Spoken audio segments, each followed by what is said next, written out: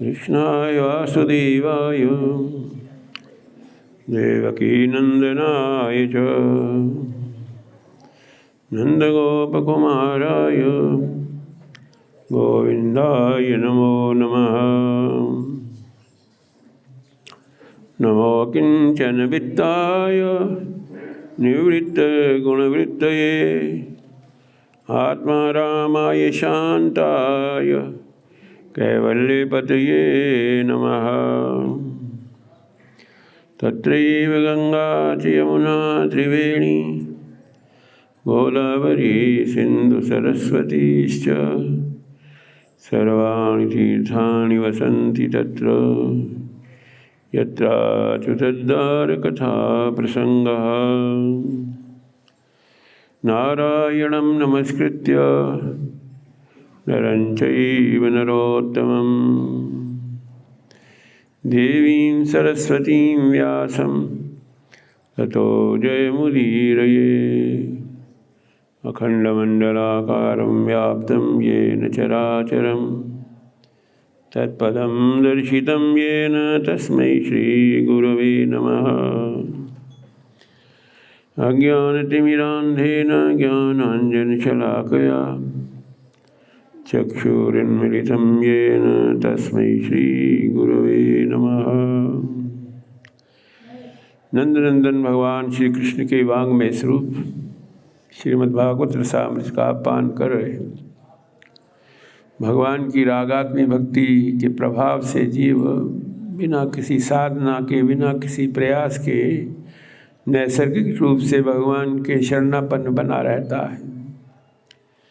परंतु भक्ति शास्त्र के आचार्य अनुभव करते हैं कि भले ही उसको रागात्मिका भक्ति भगवान की प्राप्ति हुई, परंतु उसने इस जन्म में अथवा अन्य किसी जन्म में भगवान की साधना की है। साधना भक्ति के फल स्वरूप से भगवान में भाव भक्ति अथवा रागात्मिका भक्ति की प्राप्ति होती है। भगवान की रागानुगा भक्ति ये साधन भक्ति है। गुरु के आदेश से, शास्त्र के आदेश से, भागवत ग्रंथों के आधार पर जो हम भगवान के साथ साधन भक्ति करते हैं, साधना करते हैं। साधन भक्ति के भक्ति रसामृत सिंधु में आता है 64 विभिन्न विभिन्न अंग हैं। उन सभी को अनुष्ठान करने में तो उतना समय नहीं है, उतना व्यवस्था नहीं होती कि उन सब अंगों के नियम पूर्वक अनुष्ठान करें। इसलिए उन 64 अंगों को सार रूप में जो 5 प्रधान अंग हैं उनके लिए विशेष रूप से प्रतिपादन किया है। उनमें पहला अंग तो ये है कि जो भगवान के स्वरूप हैं, भगवान की शक्ति है, आह्लादनी शक्ति, स्वरूप शक्ति, ऐसे भगवान के भक्तों के साथ हमारा संग रहे। महापुरुषों के साथ संग रहने से जो भगवान के साथ नित्य युक्त रहते हैं, ऐसे भगवान के साथ जुड़े हुए जो महापुरुष हैं, महाभागवत हैं, उनका संग करने से हमारे हृदय में भगवत तत्व के लिए श्रद्धा होती है। उस श्रद्धा से ही भगवान के नाम संकीर्तन में हमारी सहज रुचि होती है। दूसरा अंग है भगवान के नाम संकीर्तन में निष्ठा रखते हुए भगवान में ही दृढ़ रुचि होना। भगवान के श्रीमद् भागवत में, जिसमें भगवान के ही लीला पुरुषोत्तम भगवान श्री कृष्ण में अपने भाव भक्ति को लगाने के लिए उपदेश है, ऐसे श्रीमद् भागवत का श्रवण नियम पूर्वक करना चाहिए। भागवत के लिए बताया गया है पिबत भागवतम रसमालयम। भागवत के रस का जब तक कंठ में प्राण है, चित्त शक्ति संचार कर रही है, तब तक इसका नियम पूर्वक श्रवण करे, पाठ करे। भगवान के श्री विग्रह की नित्य पूजा करने का नियम बनाए। जो भी घर में हो अथवा मंदिर में हो, भगवान की श्री विग्रह की, घर में जो है चल प्रतिष्ठा है, मंदिर में अचल प्रतिष्ठा होती है। श्री विग्रह के नियम पूर्वक दर्शन करने का, उनका चरणोदक लेने का नियम बनाए और अंतिम जो है उपाय है वो है भगवान के लीला विहार, विशेष रूप से भगवान के ब्रज में, माथुर मंडल में, वृंदावन धाम में साल में एक बार जाने का प्रयास करे। जहाँ भी वास करे ये भावना करे कि हम भगवान के धाम में ही वास कर रहे हैं। वृंदावन धाम की कल्पना करके जहाँ जहाँ भगवान की लीला होती है वो वृंदावन धाम ही है। भगवान की स्वरूप शक्ति के प्रभाव से जो हमारे हृदय में भगवान के लिए भाव की पराकाष्ठा होती है यही वृंदावन धाम है। भगवान की स्वरूप शक्ति के प्रभाव से ही भगवान धराधाम के वृंदावन में भी जो श्री वृंदावन है वो नित्य वृंदावन धाम में भी अपनों भक्तों के साथ नित्य लीला, रसमय लीला करते हैं। ये जो 5 प्रधान अंग हैं ये कोई साधन नहीं है, ये साध्य है। यानी सहज रूप से ये क्रिया योग के अंतर्गत नहीं आते। सहज रूप से भगवान का नाम संकीर्तन होता है, महापुरुषों का संग प्राप्त होता रहे। इसी तरह भगवान के वांग्मय स्वरूप श्रीमद् भागवत का श्रवण सभा पाठ होता रहे, भगवान की नित्य पूजा सहज रूप से होती रहे। इस तरह हम अपने उन कर्मों को भगवान को निवेदित करते हुए भगवान के शरणापन्न हो करके जीवन का जो परम लाभ है भगवान के नित्य लीला में अथवा रसमय लीला में हमारा भी प्रवेश होता है। वृंदावन धाम में भगवान की नित्य लीला में भगवान देखते हैं कि हमारे जो नंद जी हैं, नंद जी ने कुछ दिन से ऐसी तैयारियां शुरू की हुई हैं। सभी के घर घर में नाना प्रकार के नैवेद्य, नाना प्रकार के मिष्ठान बन रहे हैं। भगवान ने इतने दिन पहले किस की पूजा के लिए तैयारी हो रही है, किसी समय संध्या काल में गोचारण करने के बाद आकर के पूछा, कथ्यता में पिता कोयम संभ्रमो आगता, ये कौन सा तुम्हारे भ्रम हृदय में जागृत हुआ है जो तुम इस प्रकार किस फल के उद्देश्य से ये उत्सव करने का प्रयास कर रहे हो। जान करके अथवा अनजान में हमारे जो कर्म होते हैं उसमें किसी प्रयोजन को तो हम ध्यान में रखते ही हैं। प्रयोजनम अनुद्दिश्य मंदोपि न प्रवर्तते, बिना प्रयोजन के, बिना फल की आकांक्षा के कर्म में प्रवृत्ति हमारी नहीं होती। कर्म पूर्ण होगा तो उससे जो हमारे मन में संकल्प है कि इससे इस प्रकार हमें लाभ होगा अथवा इस प्रकार कर्म की पूर्णता से हमारी जो वासना है, कामना है, पूर्ण होगी। ये जो कर्म है आपका, ये उत्सव जो मना रहे हो, किसके लिए मना रहे हो? इसमें कोई लौकिक भाव है अथवा लौकिक भाव है अथवा लौकिको तन्मे पृच्छता साधु भण्यता।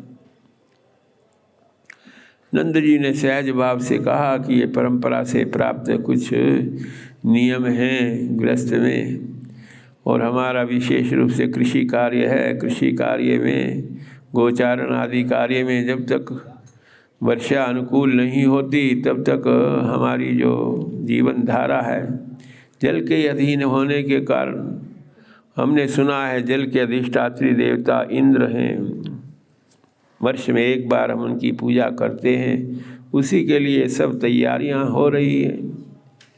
हमने ये भी सुना है कि जो किसी लोभ से अथवा किसी आग्रह दुराग्रह से ऐसे परंपरागत जो अनुष्ठान है उसको नहीं करता तो उसका कल्याण नहीं होता। कामाद लोभाद भयाद द्वेषाद सबे नापनोति शोभनम। भगवान ने सोचा कि इंद्र जो भगवान की लीला पुरुषोत्तम भगवान की जो अनंत विभूतियाँ हैं, जिन विभूतियों में उनमें जो शक्ति का समावेश है भगवान के द्वारा ही होता है। प्रत्येक इंद्रियों के देवता हैं, परंतु उन देवताओं में वह सामर्थ्य नहीं है कि हमारी इंद्रियों में गति क्रिया करने का संपादन कर सके। मन बुद्धि चित्त अहंकार के देवता हैं, उनमें भी ये सामर्थ्य प्राय नहीं होती। भगवान की शक्ति से, भगवान के कृपा से ही उसमें गति और चेष्टा की प्रवृत्ति होती है। इसी प्रकार जितने भी भगवान के विभूति स्वरूप देवी देवता हैं, उनमें शक्ति का संचार भगवान। इसलिए जो इंद्र के प्रति आपका इतना भाव है कि इंद्र ही वर्षा करता है, इंद्र कहाँ से वर्षा करेगा? जिस शक्ति के प्रभाव से उसमें देवलोक के अधिष्ठाता होने की स्थिति प्राप्त हुई, जैसे हमारे कर्म हैं उसके अनुसार ही तो हमें सुख दुख भय क्षेम प्राप्त होता है। यदि हम कुछ समय के लिए मान लें कि वो विधाता अथवा भगवान के अधिकृत जो देवता हैं वो फल देने वाले हैं, परंतु वो भी फल तभी देंगे जब हमारे कर्म होंगे। अस्ति चेदीश्वरा कश्चित् फल रूपेण्य कर्मणाम, किसी दूसरे के कर्म का फल हमें प्राप्त नहीं होता। हम जिस प्रकार कर्म करेंगे उसी का फल प्राप्त होता है। जब हमारे कर्मों की इतनी प्रधानता है तो इंद्र को इतना महत्व देने की कहाँ से आवश्यकता हुई? कर्म भी जीव अपने अपने स्वभाव के अनुसार करता है। स्वभाव जैसा है वैसा कर्म करता है। वो स्वभाव के कारण ही जीव कभी देवी शक्ति से युक्त होता है, कभी आश्री गुणों से युक्त होता है, कभी मानवोचित गुणों से युक्त होता है। देह में जो उत्कृष्टता अथवा निकृष्टता है वो हमारे प्रकृति के गुणों से, जैसे स्वभाव का सृजन होता है उससे ही होती है। जैसी वृत्ति हमारी होती है उसके अनुसार जो अनुकूल अथवा प्रतिकूल व्यवहार होता है उससे ही हमारे शत्रु भी बन जाते हैं, मित्र भी बन जाते हैं, उदासीन भी बन जाते हैं। इसलिए अपने कर्म को निष्ठापूर्वक करें। जैसा स्वभावस्थ कर्म है उस कर्म को भगवान की पूजा समझ करके निष्ठापूर्वक करें। जिसके लिए जो कर्म निर्धारित है अथवा जो स्वभाव अनुसार कर्म करता है तो उसके अनुसार उसके लिए वही धर्म श्रेष्ठ है। दूसरों के धर्म का अनुकरण नहीं करना। वैश्य हैं उनके लिए कृषि है, वाणिज्य है, गोरक्षा है, तो उनके लिए इसी में उनका कल्याण होता है। जो संसार में अपने कर्मों के अनुसार स्वधर्मी निधनम से यहाँ गति को प्राप्त करते हैं उनके लिए फिर इंद्र आदि देवताओं की उतनी अपेक्षा नहीं रहती। प्रजास्तेरे विसिद्ध्यन्ति। वस्तुतः 8 मास तक जो ग्रीष्म ऋतु में पर्वत आदि हैं, वृक्ष आदि हैं, वो उनकी गर्मी को ग्रहण करते हैं और फिर समय आने पर उनको वर्षा के रूप में बरसाते हैं। तो जो मेघ अथवा वर्षा के कारण तो पर्वत हैं, ये वृक्ष आदि के बाहुल्य है। रजसा चोदिता मेघा वर्षंतम भूनि सर्वदा, उसी से अनुकूल वृष्टि होती है। इसमें महेंद्र का कार्य कहाँ से हो गया? महेंद्रा किम करिष्यति। और हम तो नित्य वन में ही रहते हैं, पर्वतों के स्थान में हमारा वास है। इसलिए जो हम वन में रह करके, पर्वतों के संग्रह में रह करके, पर्वतों के सन्निधि में रह करके हम भगवान का अपने कर्मों से पूजा करते हैं तो उसमें अनुकूल वृष्टि होती है। इसलिए जो तुम इंद्र के लिए इतना प्रयास कर रहे हो उनको प्रसन्न करने के लिए, सुपांता पाय साधया, अब जो भी तुम तैयार कर रहे हो नैवेद्य, उसमें अब इस बार हम भगवान के साक्षात स्वरूप हैं पर्वत गोवर्धन भगवान, उनकी प्रदक्षिणा करेंगे, उनकी पूजा करेंगे, उन्हीं को अपना ये नैवेद्य अर्पण करेंगे। मेरी दृष्टि से इससे उचित और कोई श्रेष्ठ यज्ञ नहीं है। अयम गो ब्राह्मणाद्रीणाम मह्यम च दयितो मुखा। जो वैदिक देवता हैं इंद्र को इस प्रकार अपने वेदों में उसका प्रभाव आने से उसको अहंकार होता है, परंतु वेदों में जो आध्यात्मिक स्वरूप है इंद्र का, उसकी प्रधानता है। जो भौतिक स्वरूप है उसकी प्रधानता नहीं है, परंतु धीरे धीरे आध्यात्मिक स्वरूप की उपेक्षा करते हुए वो भौतिक स्वरूप में ही आ जाते हैं। कभी कभी देवता भौतिक दृष्टि से युक्त रहने के कारण उन्हें भी कभी अहंकार होता है, कभी दर्प होता है, कभी अभिमान से वो स्वच्छंद आचरण करने लग जाते हैं। इसलिए भगवान ने ऐसे जो आध्यात्मिक महत्व के देवता हैं उनमें जब भौतिक सम्मिश्रण हो जाता है उनके अहंकार को, अभिमान को दलित करने के लिए भगवान का ये गोवर्धन धारण लीला है। सब अपने अपने वस्तुओं को, नैवेद्य को अपनी अपनी गाड़ियों में लाद करके गोवर्धन भगवान के दर्शन करते हैं। भगवान ने कृपा करके अपना विशिष्ट रूप गोवर्धन भगवान में धारण किया। उनकी परिक्रमा की, मानसी गंगा में स्नान किया और उनके मुख के अग्रभाग में सब अपने अपने नैवेद्य अर्पित करने लगे। सबने भगवान की जय। सबको देख करके बड़ा आश्चर्य हुआ कि हमारे, जिसको हम जड़वत समझते थे, वो तो साक्षात चेतन है, हमारे दिए हुए नैवेद्य को ग्रहण कर रहे हैं। इंद्र की पूजा हम करते थे, किसी चौराहे में जा करके अपने नैवेद्य को वहाँ रखाते थे, उसको पशु पक्षी खा लेते थे। हमारी पूजा की सफलता इसी में अपने को मान लेते थे। इस प्रकार गोवर्धन भगवान की परिक्रमा करके उन्होंने सब ने उनको नमस्कार किया। नमस्यामा शर्मणे आत्मनो गवाम। इंद्र ने देखा कि भगवान श्री कृष्ण के कहने से हमारी पूजा में व्यवधान हुआ। अब इस प्रकार यदि लोकांतरों में यही प्रचार होगा कि इंद्र में वो शक्ति नहीं है, शक्ति तो शक्तिमान, सर्वशक्तिमान भगवान की ही है, जिसके कारण उनमें कुछ शक्ति का प्रयोग होते देखा जाता है। भगवान कृष्ण के कारण ही सब ब्रजवासियों ने हमारी पूजा छोड़ दी, इसलिए मैं इनको इसका फल दिखाता हूँ। 49 मरुदगण के साथ उसने ब्रजमंडल में इतनी अतिवृष्टि की कि समस्त ब्रजमंडल जलमग्न हो गया। सब कांपते हुए भगवान की शरण में आए। कृष्ण कृष्ण महाभागवत नाथम गोकुलम प्रभु, हे भगवान आप ही हमारे रक्षक हैं, आप हमारी रक्षा करें।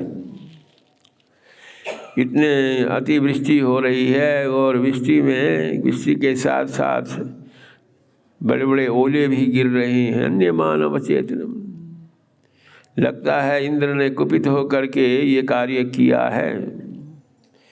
भगवान ने देखा कि अब इनकी रक्षा के लिए गोवर्धन भगवान, जिनकी पूजा इन्होंने की थी, गोवर्धन भगवान ही इनकी रक्षा करेंगे।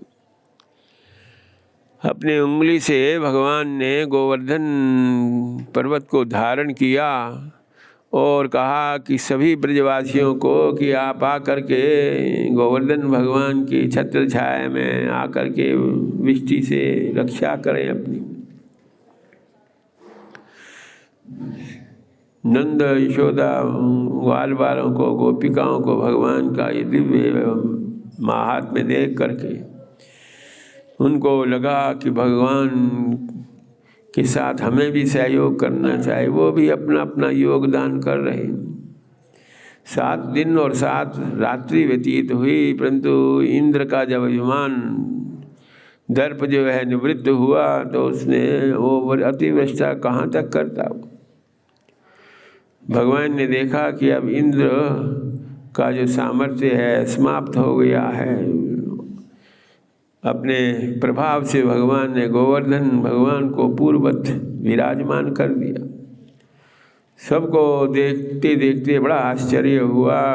यशोदा, रोहिणी, नंद, बलराम सबको भगवान की इस महात्म्य को, महिमा को देख करके भगवान को हृदय से लगा करके आशीर्वाद देते हैं। यशोदा, रोहिणी, नंद जी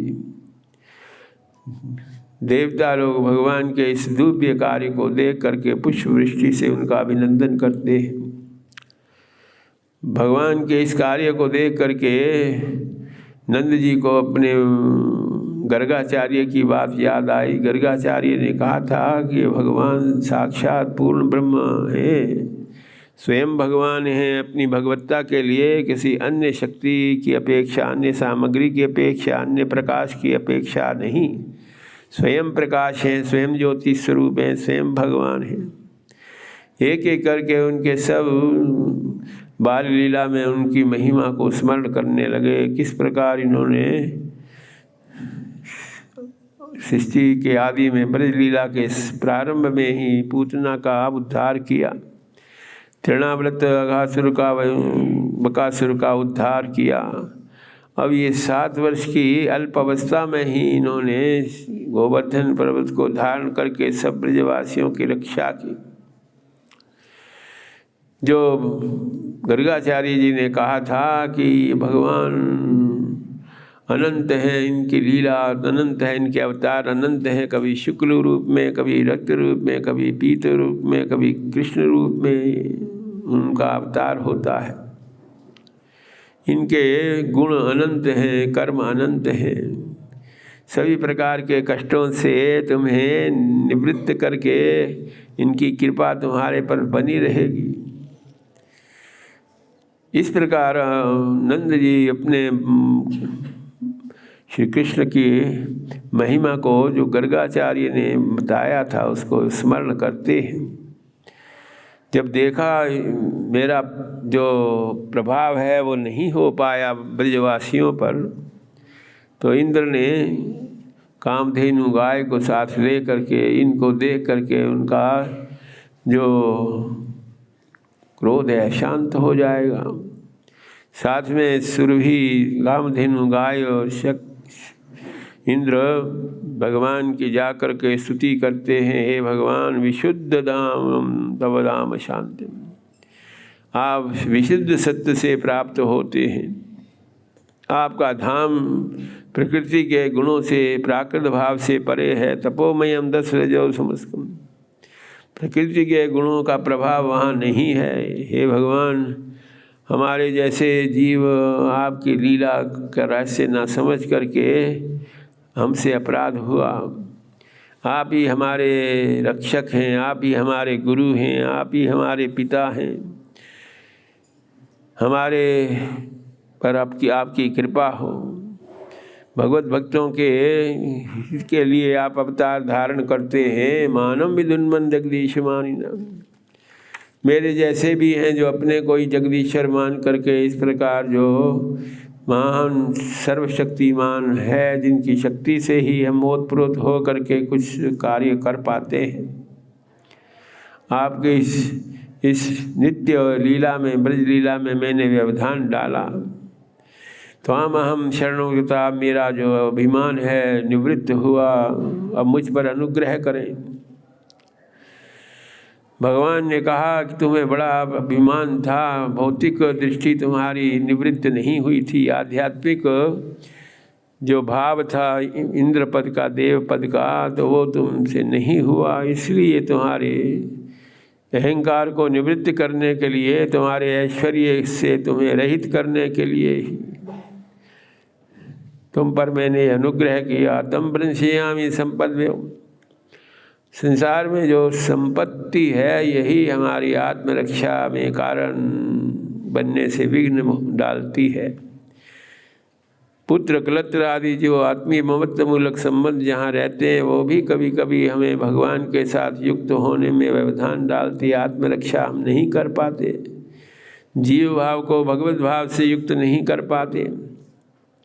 इसलिए शास्त्र कहता है भागवत धर्म से युक्त जो होता है वो अपने इन नश्वर पदार्थों से अपनी रक्षा कर लेता है। आत्मानं सततं रक्षेत दारेरपि धनेरपि, जहाँ धन का अभिमान होता है, अपने स्वजन परिजन का अभिमान होता है, तो उस अभिमान को भगवान नष्ट करने के लिए तुम्हें तुम्हारी संपदा या तुम्हें अपने प्रियजनों का जो वियोग कर देते हैं, जिससे तुम्हें लगता है कि यही जीवन के इति श्री नहीं है, इससे अतिरिक्त भी कोई महान तत्व है, परम तत्व है। भगवान के उस परम तत्व श्री कृष्ण तत्व में निमग्न होने की जो बार बार हमें संसार में क्लेश मिलता है, संयोग वियोग मिलता है, हानि लाभ से युक्त हो करके ये जो दुख की प्राप्ति है, भक्ति शास्त्र के आचार्य अनुभव करते हैं, ये भी एक प्रकार से तुम्हारी भगवान की तुम पर कृपा ही है। क्योंकि जब हम देखते हैं कि दुख का स्वरूप है तो उसको जीव भाव को देह के साथ सम्मिश्रित कर देते हैं। दुख आदि जितनी वृत्तियां हैं वो देह को लेकर होती हैं। आत्मा में इस प्रकार का कोई विकार, कोई संस्कार, कोई उद्वेग आदि होने की भावना नहीं होती। परंतु ये भी जो दुख की प्राप्ति है, ये भी एक प्रकार से हमारे कल्याण के लिए है, जिससे हम भगवान के साथ युक्त होने की भावना करते हुए भगवान की नित्य लीला में प्रवेश होने का जो दिव्य रस है, आनंद है, उसकी तुलना संसार के सुख दुख से करते हैं तो हमें समझ में आती है। जब इस प्रकार इंद्र को बोध हुआ, कामधेनु गाय ने भी भगवान की स्तुति की, हे भगवान श्री कृष्ण विश्वात्मन विश्व संभवा, चराचर जगत आपकी आत्मा ही है। आपने इस प्रकार गौओं की रक्षा करने से, गोपालन करने से हमारे लिए एक मार्ग प्रशस्त किया है कि आप गो विप्र और देवताओं का कल्याण करने के लिए ही आपका अवतार होता है। कामधेनु गाय ने अपने अमृत तुल्य दुग्ध की धारा से भगवान का अभिषेक किया, जिसके कारण भगवान का गोविंद नाम, गो यानी पृथ्वी की रक्षा करने पर भी भगवान का नाम गोविंद है। गौ माता के साथ उनका सहज भाव है, इसलिए भी गोविंद है। इंद्रियों को अंतर्मुख करने के कारण भी भगवान गोविंद हैं। गोलोक जो भगवान का दिव्य धाम है, उसमें अपने भक्तों को प्रतिस्थापित करने के कारण भी भगवान गोविंद है। सब जगह भगवान के इस प्रिय नाम का उच्चारण करते हुए हम भगवान के उस दिव्य भाव की पराकाष्ठा प्राप्त कर लेते हैं, जो संसार के भाव में नहीं प्राप्त हो सकती। इस प्रकार भगवान से आज्ञा ले करके इंद्र अपने धाम को प्रस्थान करता है। कामधेनु गाय भी भगवान की आज्ञा से भगवान के गोलोक धाम पुनः विराजमान होती है। सुखदेव जी महाराज कहते हैं, ब्रजमंडल में यद्यपि साधना की पराकाष्ठा से ही योग माया की कृपा से हमारा प्रादुर्भाव होता है, परंतु फिर भी जो नित्य नियम हैं उनको परित्याग नहीं करते ब्रजवासी। एकादशी का व्रत करना, ये हरिवासरी है एकादशी, इसका व्रत करते हुए द्वादशी में उसका पालन करने से पूर्व यमुना जी में स्नान करते हैं, भगवान की पूजा नाम संकीर्तन करते हैं। नंद जी ने सोचा कि पूरा ब्रजमंडल इस नियम से युक्त होकर के एकादशी का व्रत करता है और द्वादशी को भीड़ भाड़ से बचने के लिए मध्य रात्रि के बाद ही वो अपने कालिंदी में यमुना जी में स्नान करने के लिए प्रविष्ट हुए। भगवान अग्नि तत्व भी पर भी कृपा करते हैं, पृथ्वी तत्व पर भी कृपा करते हैं, तेजस तत्व पर भी कृपा करते हैं, परंतु जल पर कृपा करने से अभी वरुण देवता वंचित रहे, इसलिए वरुण देवता ने सोचा हम पर भी भगवान की कृपा हो। उन्होंने इस परिस्थिति का लाभ उठाते हुए नंद जी को अपने वरुण लोक में ही ले गए।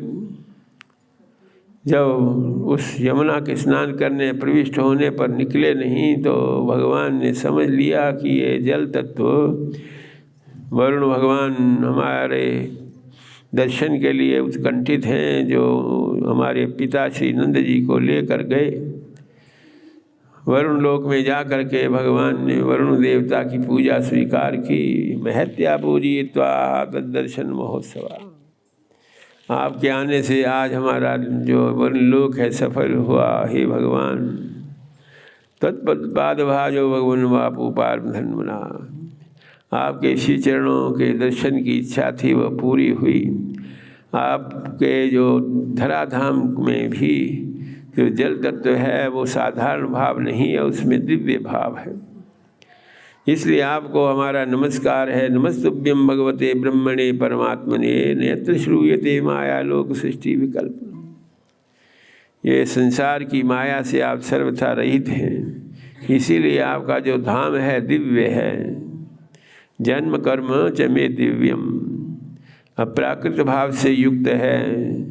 मैंने ये मूर्ता अवश्य की कि आपके ब्रजवासियों को थोड़ा क्षोभ हुआ नंद जी को दर्शन ना होने से, अंतरित होने से, परंतु मेरे इस अपराध को क्षमा करें, मुझ पर अनुग्रह करें। पिता ते पितृवत्सला, हे पितृवत्सल भगवान श्री कृष्ण अब अपने पिताश्री को अपने साथ ले जाएं। वरुण लोक का वैभव और वरुण के द्वारा इस प्रकार भगवान का अभिनंदन जो हुआ, और एक क्षण में ही पुनः वापस भगवान उसी प्रकार कालिंदी के तट पर विराजमान करते हुए नंद जी को सबको बड़ी शांति प्राप्त हुई। नंद जी ने इस प्रकार भगवान की महिमा देख करके सोचा कि ये भगवान ही है। सब देवताओं में श्रेष्ठ होने के कारण, देवताओं में शक्ति संपादन करने के कारण आज इन्होंने वरुण भगवान के लोक में इनकी प्रतिष्ठा देख करके उन्हें लगा कि यही भगवान है, सत्य चित आनंद स्वरूप है। दुद्रुवु ब्राह्मणो लोकम यत गुरु देहात पुराः। सुखदेव जी महाराज भगवान के वृंदावन धाम की लीला में जो भगवान ने भक्तिमती गोपिकाओं को उनकी कात्यायनी की साधना में सांत्वना दी थी, आश्वस्त किया था, उसके अनुसार शरद पूर्णिमा के आने पर भगवान ने अपने आश्वासन के अनुसार वेणुवादन किया। वेणुवादन करते हुए उन्होंने जितने भी भगवान के उस महारस में लीला में प्रवेश करने की कामना से जिन्होंने साधना की, सब भगवान के वेणुवादन सुन करके अपने जितने भी लौकिक कार्य हैं वो लौकिक कार्य में उनकी कोई विशेष आसक्ति नहीं है। जो दुग्ध दोहन कर रही है गोपी, वो दुग्ध दोहन छोड़ करके भगवान के रसमय लीला में प्रवेश करने के लिए उत्सुक होती है। इसी प्रकार जो अग्नि में दूध उठा रही है उसको उसी रूप में छोड़ करके, जो भोजन परोस रही है भोजन परोसना छोड़ करके, जो सेवा आदि कर रही है, गृहस्थ कार्य कर रही है, वो उनको छोड़ करके, जो भगवान के दर्शन के लिए अलंकरण कर रही है वो अपने अलंकरण को छोड़ करके, संसार में जो भी हमारे कर्म हैं, जब भगवान की सानिध्य की प्राप्ति करने का अवसर सौभाग्य में प्राप्त होता है तो फिर उन कर्मों का महत्व नहीं रहता। इसीलिए शास्त्र में कहा गया है शतम विहाय भोक्तव्यम, 100 काम छोड़ करके भगवान का प्रसाद तुम्हें प्राप्त हो तो उस प्रसाद को स्वीकार करो।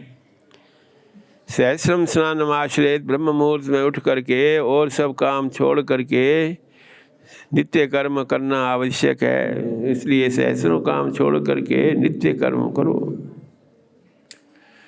लक्ष्यम विहाय दातव्यम, लाखों काम छोड़ करके यदि तुम्हारे मन में संकल्प हो कि शुभ कर्म पुण्य कर्म करना चाहिए तो उस पुण्य कर्म को कर लेना चाहिए।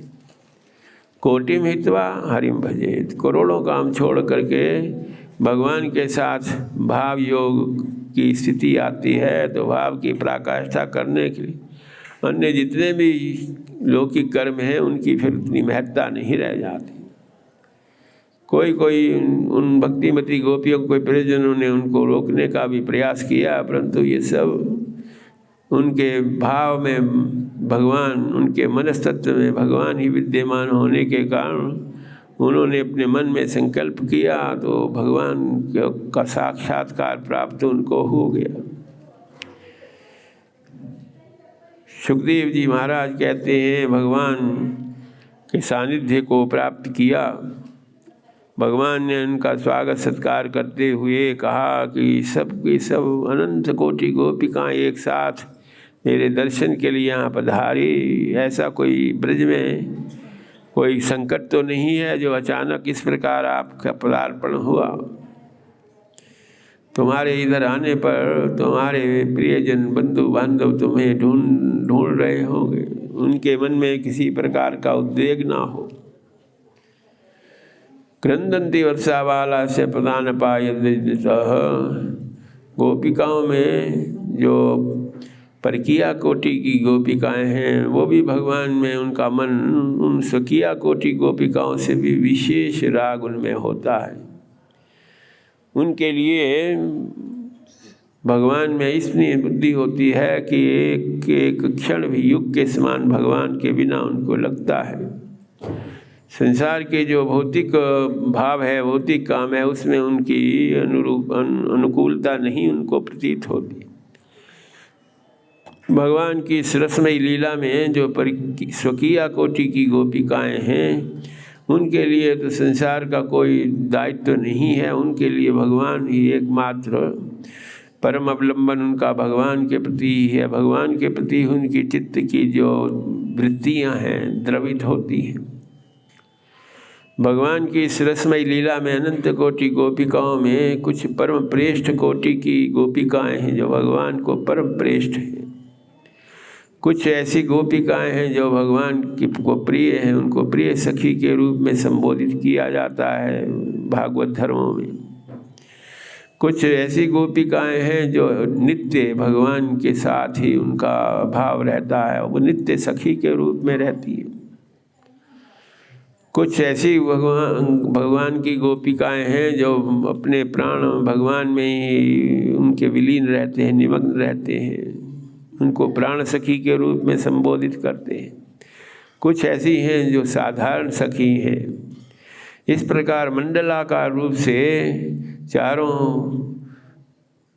का स्थान है और उस मंडलाकार रूप में उसके बाहर पंचम स्थान जो सखियां हैं उनका है। परंतु जो मध्य में भगवान की परम प्रेष्ठ सखियां हैं उनमें भगवान की आह्लादनी शक्ति के साथ और जो अष्ट प्रधान गोपिकाएं हैं, सखियां हैं, उनका स्थान है। ऐसी सब जो गोपिकाएं हैं अपने अपने भाव के तारतम्य से उनका भगवान के प्रति भाव होता है। जीव अनंत है, उनकी चेष्टा अनंत है। भगवान के भाव योग में कोई भगवान से स्नेह संपादित, कोई भगवान से मान, कोई भगवान से अनुराग, कोई भगवान से भाव का संचार करती हैं। भिन्न भिन्न चेष्टाओं को करते हुए भी सबके भगवान लीला पुरुषोत्तम श्री कृष्ण में जो रसराज रस शेखर हैं, संसार के क्षुद्र रसों को परित्याग करके भगवान के विलक्षण रस का आस्वादन करने के लिए भगवान को प्राप्त हुई। जब भगवान ने उनके भाव की परीक्षा के लिए कहा कि हमारा तो श्रवण करने से, ध्यान करने से ही हृदय में भाव आ जाता है, इतने सानिध्य करने के लिए तुमने प्रयास किया न तथा सन्निकर्षेण प्रतियात ततो गृह। अपने अपने वासस्थान में वापस जाने के लिए भगवान के आदेश को सुन करके दुखी हो करके, चिंता से युक्त हो करके, कहाँ जिनके लिए उनकी जीवन धारा संसार की धारा से सर्वथा उपराम हो करके भगवान में निमग्न हुई, आज भगवान का उनके लिए ये भाव है। भक्तिमती गोपिकाओं को भगवान के इस बात को सुन करके, इस व्यवहार को देख करके उन्हें लगा कि भगवान आपको इस प्रकार तो सोचना ही नहीं चाहिए, कहना ही नहीं चाहिए। संत्यज्य सर्व विषयां सब पादमूलम, संसार के सभी विषयों को परित्याग करके हम तुम्हारी शरण में आए हैं। आपकी शरण में आने से अब हमारा और कोई नहीं है। फिर आप वो पुनः हमें उस ओर प्रेरित करते हो जहाँ हमारी स्थिति ही नहीं है, हमारे मन की स्थिति नहीं है। जो संसार में स्वजन परिजन हैं वो आपके ही प्रेष्ठ रूप होने से उनमें प्रेष्ठ भाव होता है। वैसे परम प्रेष्ठ के रूप में आप ही हमारे हृदयेश्वर हैं। इसीलिए जो भक्त हैं, तत्व के स्वरूप को जानते हैं, परम तत्व के स्वरूप को जानते हैं, वो संसार के सभी प्रकार की आसक्ति, सभी प्रकार के संगों का परित्याग करके आपके श्री चरणों में आसक्त होते हैं। कुर्वन्ति ही त्वयि कुशलासो आत्मान। ऐसे में संसार का जो स्वरूप है वो स्वार्थ है, स्वार्थमय संसार है। स्वार्थ से ही प्रीति होती है, स्वार्थ से उसका निर्वहन होता है। इसलिए हे भगवान, जो संसार में सार नहीं है उसको छोड़ करके जो नित्य आनंद है, परम आनंद है, भगवान के जो दिव्य रस की प्राप्ति है, उससे आकर्षित होकर के हम आपके श्री चरणों में आए। चित्तम सुखेन भवताप हृदम गृहेषु। हे भगवान, ये संसार में जो हमारा चित्त है अब नहीं लग रहा है। बड़े बड़े योगी, बड़े बड़े महापुरुष, बड़े बड़े संसार में जो स्थिति वाले धर्मात्मा हैं वो अपने इसी को धर्म मान लेते हैं कि संसार के क्रियाकलापों में लगे रहे, उसमें होने वाले बार बार दुख अशांति को देखते हुए भी उससे निवृत्त नहीं होते। परंतु हमारा चित्त, हमारा मन आपने अपने श्री चरणों में लगा करके हमें इन सब व्यवहारों से उपरामता करा दी। पादों पदम न चलते सब पाद मूलाद। एक क्षण के लिए भी आपकी श्री चरण के भाव से हम अपने चित्त वृत्ति को हटा नहीं पाते। अब आप ही बताएं, ऐसे में यामा कथम ब्रजमथो करवाम कि ब्रजमंडल में जा करके अब हमारे लिए और कौन सा ऐसा कर्तव्य शेष रह गया है जिसके लिए आप इस प्रकार हमसे बात कर रहे हैं। हे भगवान, यदि यही आपका आग्रह रहा तो आपके ध्यान करते करते ही हम आपके दिव्य धाम को, जो प्रकृति से परे है, उस अपराकृत धाम को प्राप्त हो जाएंगे। हे भगवान, जिस प्रकार लक्ष्मी निरंतर निस्वार्थ भाव से महाविष्णु की सेवा करती है, इसी तरह हमारी भी भावना है आपके श्री चरणों के रज की हमें सेवा प्राप्त हो। तद्वद्वयम चतुर्बादरजा प्रपन्ना।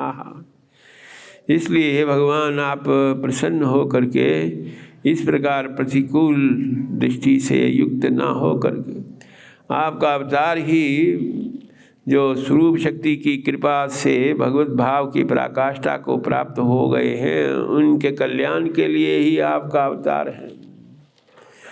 इसलिए स्वरूप शक्ति के प्रभाव से हमें अब संसार के इंद्रियों के विषयों के प्रति कोई आकर्षण नहीं रह गया है। आप के हम किंकरी हैं, आपका सानिध्य हमें प्राप्त हो। चन्नो निदेयी करपन गजमात। आपके कर कमलों की छत्र छाया में हमारी जीवन धारा व्यतीत हो। भगवान ने देखा कि इनका जो हमने परीक्षा के लिए जो कुछ विरुद्ध शब्दों का प्रयोग किया, उनसे इनको क्षोभ हुआ है। जो भगवान की लीला में भी क्षोभ होता है, संसार के कर्मों में भी कभी कभी क्षोभ होता है, परंतु दोनों में अंतर है। संसार के कर्मों में क्षोभ होता है तो वो मलिन अंतःकरण के कारण होता है। भगवान के लीला में यदि क्षोभ होता है तो भगवान के प्रति मान अथवा अपने अहंकार को विदलित करने के लिए इस प्रकार क्षोभ होता है। भगवान ने यद्यपि आत्मा राम है, परंतु आत्मा राम होते हुए भी ये वृंदावन धाम के यमुना जो तीनों तरफ वृंदावन धाम में प्रवाहित होती है, भगवान की इस रसमय लीला में भगवान अपनी योग माया की कृपा से अनंत कोटि गोपिकाएं हैं, अनंत कोटि उतने ही रूप धारण करके भगवान इस रसमय लीला का संपादन करते हैं। इसके लिए योग माया अथवा भगवान की आह्लादनी शक्ति की कृपा से स्थान में संकोच भी हो जाता है, विकास भी हो जाता है। इतने विशाल रसमय लीला में भगवान ने अपनी योग माया के प्रभाव से उस स्थान को अणु होते हुए भी विस्तार युक्त किया, जिसमें अनंत कोटि गोपिकाओं को अपने अनंत रूपों के साथ लीला विहार करने में किसी प्रकार की असुविधा ना हो। ये वृंदावन, धराधाम के वृंदावन में अपनी योग माया के प्रभाव से उन्होंने इस प्रकार सभी गोपिकाओं के आनंद अथवा दिव्य रस का संपादन करने के लिए भगवान के इस रस में लीला में भी जो भौतिक इंद्रियां हैं, भौतिक इंद्रियों का जो भौतिक भाव है वो नहीं रहता, प्राकृत भाव नहीं रहता, उसमें विलक्षण भाव भगवान के साथ युक्त होने के लिए उन ज्ञान इंद्रिय अथवा कर्म इंद्रियों का संचालन करते हुए उत्तम भयन रतिपतिम रमयाम चकारा। प्रत्येक गोपी अपने हृदयेश्वर भगवान को अपने साथ सानिध्य में देख करके सबको सात्विक अहंकार होता है कि भगवान अपने अनंत रूपों से हम सब पर कृपा कर रहे हैं। उनको सात्विक अहंकार हुआ, जिसके कारण उसको प्रशमन के लिए भगवान कुछ समय के लिए अंतरित हो जाते हैं। ये रसमय लीला का सहज स्वरूप है, इसमें कर्म भी है, लीला भी है और विश्राम भी है, परंतु ये तीनों होते हुए यही ज्ञान, कर्म अथवा भक्ति की साधना की पराकाष्ठा है। इसमें भगवान के अचानक सबके बीच से अंतरित हो जाने पर गोपिकाओं को लगा कि भगवान को अभी तो समीप ही होंगे, ढूंढने के लिए प्रयास किया उन्होंने। निकट जो भी कुंज निकुंजों में वृक्ष थे, फलदार वृक्ष थे, पुष्पादि के वृक्ष थे, उनसे जिज्ञासा करती हुई कचित तुलसी कल्याणी गोविंद चरण प्रिय, जिनके हृदय में भगवान का विशिष्ट भाव है, विशिष्ट भगवान के साथ रसानुभूति प्राप्ति की जिनको इच्छा है, वो अपने भौतिक जो स्थिति है उसका महत्व नहीं उनको चेतन और चेतन तत्व में दोनों में भगवान का ही स्वरूप दृष्टिगोचर होता है। इनको भी चेतन और चेतन तत्व में कोई विवेक ना हो करके जो चेतन तत्व हैं उनसे भी प्रार्थना करती हैं तुम्हें भगवान का स्पर्श हुआ, वृक्षों से भी प्रार्थना करती हैं तुम्हें भगवान का स्पर्श हुआ, तुलसी के वृक्ष को देखती हैं तो तुम्हें आह्लाद हो रहा है, तुम्हारा स्पर्श करते हुए भगवान गुजरेंगे, इसलिए तुम भगवान के अत्यंत प्रिय हो बिना तुम्हारे भगवान को भोग नहीं लगता, इसलिए गोविंद चरण प्रिय, तुमने भगवान का संस्पर्श प्राप्त किया होगा। इस प्रकार ढूंढते ढूंढते जब कहीं भगवान की स्थिति के बारे में उनको सूचना नहीं मिल पाई तो सब मिल करके भगवान के लीलाओं का अनुकरण करने की इच्छा करती है। भगवान की लीला तो स्वरूप शक्ति के सानिध्य से होती है, परंतु कभी कभी अनुकरण करते हुए भी हम भगवान की स्थिति, भगवान का साक्षात्कार लेते हैं। इस प्रकार गोपिकाओं ने भगवान की लीला का अनुकरण किया। उस अनुकरण में उनका भाव यही था कि हम हमारी इस प्रकार अनुकृति में दोष देख करके भगवान अपनी लीला का जो पारमार्थिक स्वरूप है वो समझाने के लिए हमें दर्शन दें। गोपियों ने भगवान की लीला में कोई पूतना बनी, कोई भगवान श्री कृष्ण का रूप धारण करके तोकायित्वार्दन्त्यत्वा पदाह शक्टायति, इसी प्रकार कोई शक्टासुर बनी और कोई शक्टासुर का उद्धार करने के लिए कृष्ण रूप में उनका उद्धार करने वाली लीला करते हैं। कोई वत्सासुर बनी और कोई भगवान का रूप धारण करके उसका उद्धार करने की लीला करती है। कोई बकासुर बनती है और दूसरे भगवान बन करके उनका उद्धार करने की लीला करते हैं। कोई भगवान की तरह चलने को अनुकरण करते इस प्रकार भगवान चलते हैं। हम में ही भगवान का प्रवेश हुआ है। कोई गोवर्धन धारण करने की लीला करती हैं, अपने उत्तरीय को पर्वत की तरह रख करके उसको धारण करती हुई गोवर्धन धारण करने की लीला करती हैं। कोई दावाग्नि को पीने के लिए भगवान श्री कृष्ण बन करके सभी को नेत्र बंद करने के लिए आदेश करते हैं और दावाग्नि पान की लीला करते हैं।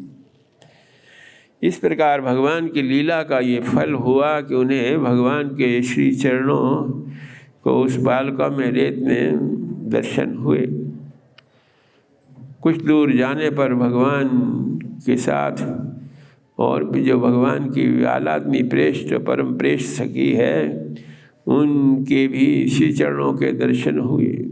उनको देख करके भक्तिवती गोपिकाओं ने, जो प्राण सखी के रूप में है, नित्य सखी के रूप में है, प्रेष्ठ सखी के रूप में है, प्रिय सखी के रूप में, जो ऐसे आलादमी शक्ति के ही निर्देश से अपने भगवान की निस्वार्थ भाव से सेवा में लगी रहती हैं। भगवान को आनंदित करने के लिए ये गोपी भाव है, ये समर्था रति का प्रतीक है।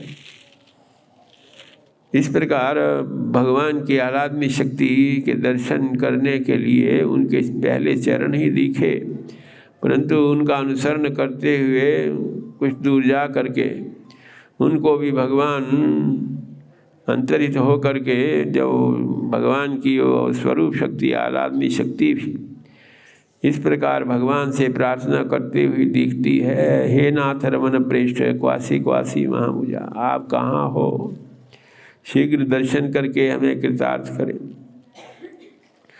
उनके दर्शन पा करके भक्तिवती गोपिकाओं में जो उन्होंने सोचा कि सब मिल करके भगवान का चिंतन करते हैं। श्रीमद् भागवत जो है रास पंचाध्यायी है, इसमें 5 अध्याय है। प्राण अपान व्यान समान उदान भक्ति शास्त्र के आचार्य इनको भगवान के हृदय के रूप में, ये समस्त जो श्रीमद् भागवत जिस प्रकार भगवान का वांगमय स्वरूप है, उस रूप में प्रत्येक स्कंधों में भगवान के अंग प्रत्यंगों की कल्पना की है और इस रास पंचाध्यायी को भगवान के प्राण के स्वरूप में और गोपी गीत भगवान के हृदय के स्वरूप में अनुभव किया जाता है। सब मंडलाकार रूप में बैठ करके भगवान को इस प्रकार गोपी गीत से उनकी लीलाओं का स्मरण करती हैं। गोपी गीत में 19 श्लोक हैं। 19 श्लोकों में जो नवधा भक्ति है, नवधा भक्ति के शरणम कीर्तनम विष्णु स्मरणम पाद सेवनम अर्चनम मदनम दास्यम सख्यम आत्मनिवेदनम, इसमें एक जो सिद्ध अवस्था में इनका स्वरूप है, एक साधन अवस्था में स्वरूप है।